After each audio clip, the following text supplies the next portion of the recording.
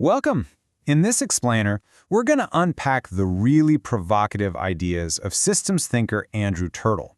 And we're going to start with his biggest, most ambitious one, a complete redesign of, well, human society. So right off the bat, you can tell Turtle is not thinking small here.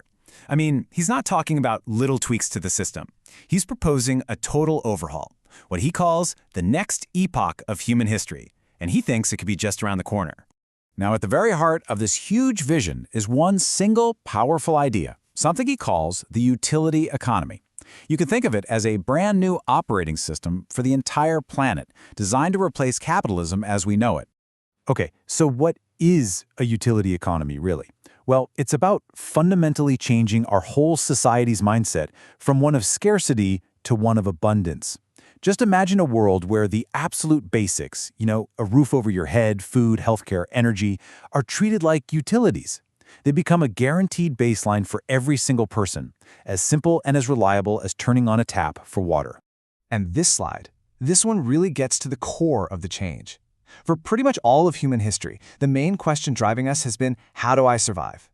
Turtle's whole argument is that once you take that question completely off the table, once survival is just a given, we are finally free to ask a much more profound question. How can I contribute? It shifts our entire focus from just getting by to having a real purpose. Now, an idea this massive doesn't just pop up out of thin air, right? So to really get what he's talking about, we have to understand who he is. We need to take a look at the personal journey that led Andrew Turtle to this incredible vision. So let's dive into the architect of all this. What's so interesting is that Andrew Turtle doesn't call himself a futurist or some kind of prophet. He actually uses a totally different term to describe what he does. He calls himself a civilisational cartographer, so not a fortune teller, but more like a map maker for the future, charting the new territory we're all entering so we can navigate it with a clear head instead of just being afraid. And his main tool for drawing this new map is a platform called US&U. And when you look at how US&U is actually built, you can see it's basically his entire grand vision in miniature. This is not your typical tech startup. It's designed from the ground up to get rid of power imbalances. Everyone gets an equal share, and, get this, every single decision has to have 100% consensus. It's like a real-world test drive for the kind of collaborative society he's mapping out. And this is absolutely the key. These huge, world-changing ideas aren't just coming from some philosopher in an ivory tower. Like his biography says, they are grounded in human reality. And it's that reality, that very real, lived experience, that we really need to dig into to understand his work. Turtle's blueprint for the future wasn't just dreamed up one night. It was forged, piece by piece, through his own professional life and his studies, a path that put him right on the front lines of the exact systems he now wants to completely change. If you look at this timeline, you can trace a really clear path. He starts with the big picture, right? Studying public health. But then he dives straight into the deep end with hands-on, on-the-ground work. You see him building tools to help people navigate a super confusing health system, and then working directly, one-on-one, with people in intensive mental health support. This isn't just theory for him. It's all practice. Honestly, you could think of each of these jobs as a kind of data-gathering mission. He was out there collecting raw, human stories about where our current systems are failing people. But all this professional experience, it's only half the story. To find the real, deep driving force behind his entire vision, we have to get personal. That driving force is laid bare in his memoir, A Turtle's Journey.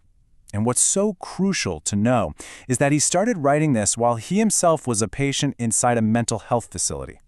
This is the moment where the huge planetary vision crashes right into raw personal pain. The second chapter of his memoir is titled Trauma, and it starts with just one single word: doomed. That one word, man, it tells you everything you need to know about the journey he's about to take us on.